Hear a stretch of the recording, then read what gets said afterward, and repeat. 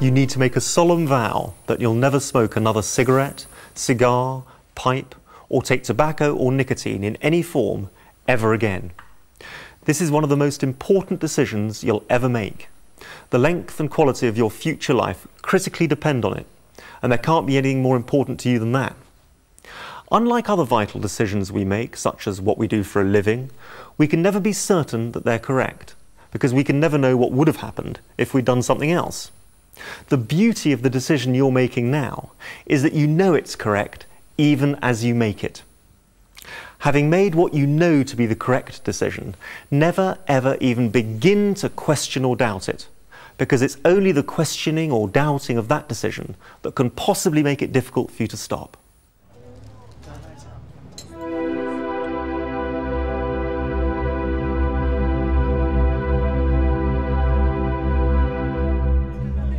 Don't avoid smoking situations. Go out, handle stress, and enjoy meals, drinks, and social occasions right from the start. Remember, you're not being deprived. You haven't given up living. In fact, you haven't given up anything. Smokers are being deprived of their health, energy, money, peace of mind, self-respect, confidence, and freedom. They are drug addicts. Observe them, particularly at social occasions. Notice how they're only comfortable while they're smoking subconsciously. When they become aware of their smoking, they're uncomfortable, self-conscious, and defensive. Notice how quickly they extinguish each cigarette and automatically light up the next one. Casual smokers will smoke 5 in front of you. You say, "I thought you only smoked 5 a day." They say, "Well, parties are different." It's always different. Smokers lie not only to other people, but also to themselves. Just remember that when a smoker leaves your company, they have got to continue smoking. The next day when their chest feels like a cesspit, the next cancer scare, the next budget day, the next time they're in the company of non-smokers, the next time they're not allowed to smoke, the next time their family gives them that haunted look, the next time they feel completely stupid. They've got to spend the rest of their lives paying a fortune to risk horrendous diseases, to suffer a lifetime of mental and physical slavery. The bad breath, the stained teeth, the wheezing, the coughing, the lethargy, the social stigma, being despised by the rest of the population. But worst of all, otherwise intelligent, attractive, healthy, rational human beings despising themselves because they're the slave to something they themselves detest.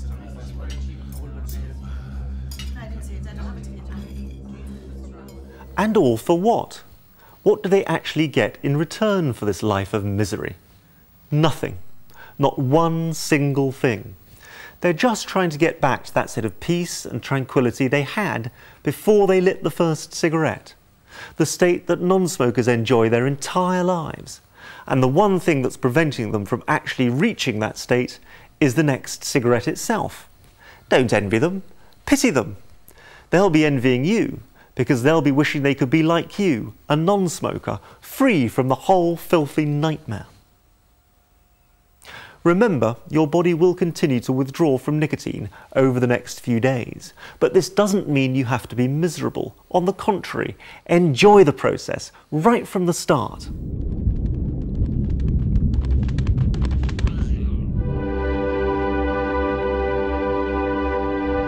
You've been the slave of this little monster for years. Now it's your turn to be the master, as you enjoy starving it to death.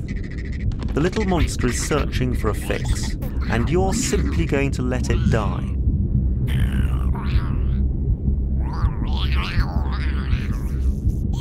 If you're aware of the feeling at all, you'll only know it as a little empty, insecure feeling, a feeling of not knowing what to do with your hands, or simply the feeling of, "I want a cigarette." It's essential that you stop thinking of it as, "I want a cigarette," and recognize it for what it is, your body withdrawing from nicotine. And if or when it comes, instead of saying to yourself, "I want a cigarette but I can't have one," simply say to yourself, "This is the little monster wanting its fix. This is nicotine withdrawal. This is what smokers suffer their entire smoking lives. This is what keeps them smoking. Fortunately, non-smokers don't suffer this little empty, insecure feeling of the body withdrawing from nicotine. Isn't it marvellous? I am a non-smoker, and so I'll soon be free of it, never to suffer it again. That way, the withdrawal pangs cease to be withdrawal pangs and become positive moments of pleasure. That way, it can be like when you leave the dentist. Your jaw might still have a slight dull ache in it, but that doesn't bother you in the slightest because you know it'll soon go. That part of your life is over. You're ready to get on with enjoying the rest of your life.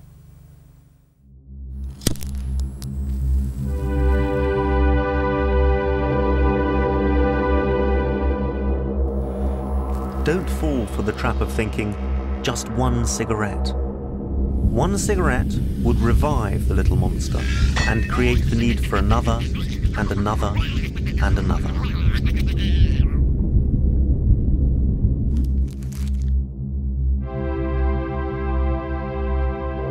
Nicotine is an addictive drug, whether in tobacco or in the form of nicotine products, such as chewing gums, patches, nasal sprays, inhalators, or anything else. These substitutes simply prolong the addiction. It's like telling a heroin addict who's smoking heroin off foil to start injecting it instead. Nicotine addicts used to sniff powdered tobacco up their noses. It was called snuff. And in Scandinavia, they suck on small pouches of tobacco called snus to get their fix. Taking the drug in a different way just keeps you addicted. And don't use any other substitutes either, such as normal chewing gum, chocolates, sweets or biscuits. The empty, insecure feeling of the body withdrawing from nicotine is identical to the feeling of a hunger for food, but one does not satisfy the other. All substitutes make it more difficult to stop because they perpetuate the illusion that you're making a sacrifice. Do you need a substitute when you get over flu? Do you look around for another disease to take its place? Of course not. Don't worry if you find yourself eating a little more at main meals over the next few days as a result of a better appetite. Even if you do put on a few pounds, you'll find that once you've kicked smoking with this method, you'll be able to lose that weight if you want to.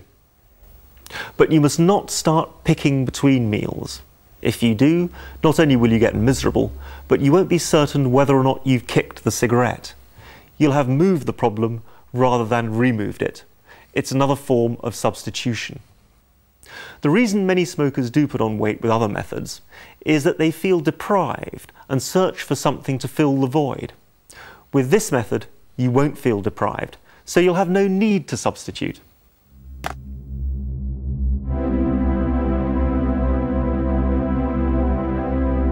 Don't keep cigarettes on you or anywhere else in case of an emergency. If you do, it means you're doubting your decision. You're a non-smoker. Non-smokers don't need cigarettes, and that's one of the great joys of being free. Don't try to block your mind from smoking. It doesn't work. Just make sure that when you do think about it, you're not thinking, I want one but I can't have one. Make sure you're thinking, great, I'm a non-smoker. If you follow those simple instructions, there'll be a moment over the next few days which you thought you couldn't handle or couldn't enjoy without a cigarette, and it'll suddenly dawn on you that it never even occurred to you to smoke. That's the marvellous moment when you realise you're free. But don't wait for it to happen or try to force it, because if you do, you'll create a phobia in your mind. All you really have to do is accept there's nothing to give up, make your decision never ever again, and get on with enjoying the rest of your life as a non-smoker. Life will soon go back to normal, and you'll accept that you're a non-smoker. But be on your guard. Oh, I haven't had a cigarette in 6 months now. Guess one won't hurt.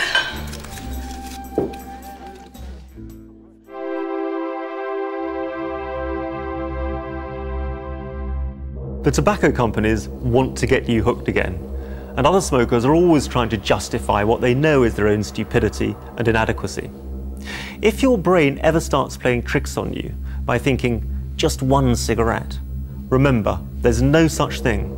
Just one cigarette, cigar, or anything containing tobacco or nicotine, and you'll fall back into the nicotine trap. There's only one essential to remaining a non-smoker, and that's not to smoke. The moment you light a cigarette, you become a smoker again. So the question you need to ask is not, shall I have a cigarette? It's, do I want to become a smoker again? The answer is clearly no, because you didn't enjoy being a smoker, and you do enjoy being a non-smoker. That way, those moments can become pleasurable, as you congratulate yourself that you're free, and that way you can remain a happy non-smoker for the rest of your life.